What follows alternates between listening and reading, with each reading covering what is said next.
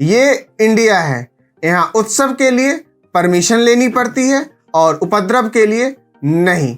यहाँ राम नाम का जपना लोकतंत्र के लिए खतरा है, परंतु तुष्टीकरण राष्ट्रीयता।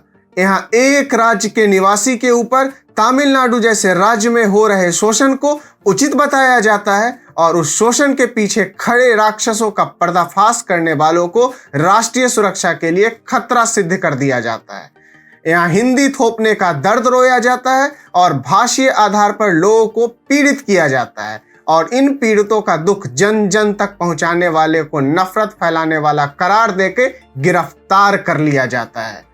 नमस्कार, टीएफआई पर आपका हार्दिक स्वागत है और मैं प्रत्युष माधव आपको अवगत कराऊंगा कि कैसे मनीष कश्यप को राष्ट्रीय सुरक्षा के लिए खतरा बताया जा रहा है और मोहम्मद जुबैर जैसे अराजकतावादी आज भी खुलेआम घूम रहे हैं। तो आइए अविलंब आरंभ करते हैं। जब ऐसा लगा कि मनीष कश्यप के विरुद्ध कार्रवाई में निर्लज्जता की और कोई सीमा नहीं लांघी जा सकती, तो तमिलनाडु प्रशासन ने इसे मानो चुनौती मान ली और अब पत्रकार मनीष कश्यप के ऊपर राष्ट्रीय सुरक्षा कानून के अंतर्गत मुकदमा चलाया जाएगा। परंतु मनीष कश्यप का अपराध क्या था? उन्होंने बिहारी प्रवासियों के ऊपर तमिलनाडु में हो रहे शोषण पर प्रकाश डालते हुए बिहारी प्रशासन को घेरा था। परंतु इसमें तमिलनाडु प्रशासन को क्या खुजली मची और उन्होंने मनीष कश्यप को अपना निजी शत्रु क्यों मान लिया? पहले उसे अफवाह फैलाने के लिए आरोपी बनाया और फिर बिहार पुलिस पर उसे हिरासत में लेकर उसे तमिलनाडु पुलिस को सौंपने के लिए दबाव बनाया गया। मोदी विरोध में बिहार प्रशासन भी इतनी निर्लज्ज बन गई है कि मनीष कश्यप को बिना किसी ठोस साक्ष्य के हिरासत में ले लिया और उसके साथ वैसा व्यवहार किया जिसके लिए ब्रिटिश प्रशासन कुख्यात थी। चाहे हथकड़ी में ले जाना हो या फिर एक भ्रष्ट प्रशासन की पुकार पर बिना स्थिति को जांचे परखे मनीष कश्यप को सौंपना हो, तेजस्वी यादव की नेतृत्व वाली बिहार सरकार ने मानो लोकतंत्र को खूंटे पे टांग दिया है। परंतु ये सब ऐसे समय पर हो रहा है जब एक तरफ रामनवमी की शोभा यात्रा के विरोध के नाम पर बिहार और बंगाल में दंगे हो रहे हैं और वहां का राज्य प्रशासन हाथ पर हाथ धरा बैठा है। ममता बनर्जी तो खुलेआम हिंदुओं को धमकाने लगी है और कलकत्ता हाई कोर्ट की डांट का भी इन पर तनिक भी असर नहीं हो रहा।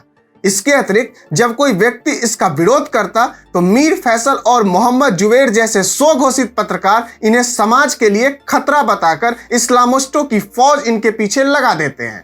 लोकतंत्र के ये स्वघोषित रक्षक हो, चाहे न्यायिक हो या राजनीतिक, के लिए ये लोकतंत्र विरोधी प्रतीत नहीं होते। परंतु मनीष कश्यप जैसे लोग जिन्होंने मात्र एक घटना की वास्तविकता को सामने लाने का प्रयास किया, वो राष्ट्रीय सुरक्षा के लिए खतरा दिखने लगे और उसके विरुद्ध कड़ी से कड़ी कार्रवाई होने लगी। लानत है इस दोगलेपन पर। आप एक समय को केंद्र प्रशासन को कोस भी सकते हैं, परंतु जब सामाजिक न्याय की इस प्रकार ध्वजियां उड़ाने पर न्यायपालिका ही मौन बैठी हो, तो आखिर सरकार भी कहां तक मामला को संभालेगी? साक्ष्य होने के बाद भी मोहम्मद जुबैर जैसे अराजकतावादी को अभिव्यक्ति की स्वतंत्रता के नाम पर छोड़ दिया जाता है, जबकि बिना किसी साक्ष्य के मनीष कश्यप को राष्ट्रीय सुरक्षा के लिए खतरा रासुक लगाने पे खुली छूट दे दी जाती है।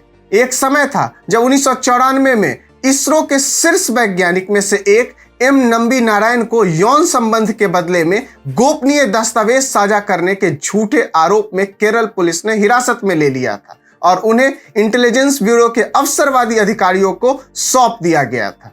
अपना खोखला एजेंडा साबित करने के लिए इन्होंने नंबी नारायण और उनके परिवार का जीवन नारकीय बना दिया, जिसके बाद पहले सीबीआई और अब सुप्रीम कोर्ट ने उन्हें जमकर लताड़ा है। तो इसका मनीष कश्यप से क्या नाता है? इन पर भी लगभग ऐसे ही आरोप लग रहे हैं और इन्हें मीडिया का एक धरा केवल अपने स्वार्थ पूर्ति के लिए विलेन बनाने पर तुला हुआ है। उनका सत्यों और तथ्यों से कोई वास्ता नहीं। होनी चाहिए तो बस उनके एजेंडों की पूर्ति, बाकी उनके आका काम पूरा कर ही देंगे। अंतर बस इतना है कि पहले ये बातें जनता को पता नहीं चलती थी, अब ये जनता के समक्ष भी होता है और सब कुछ जानते समझने के बाद भी कुछ लोग सिर्फ इसलिए इसे बढ़ावा देते हैं ताकि जनता में उनका भय बना रहे, जो कई मामलों में अब गायब होता जा रहा है। आपको हमारा वीडियो कैसा लगा? कमेंट सेक्शन में अवश्य साझा करें। बहुत बहुत धन्यवाद।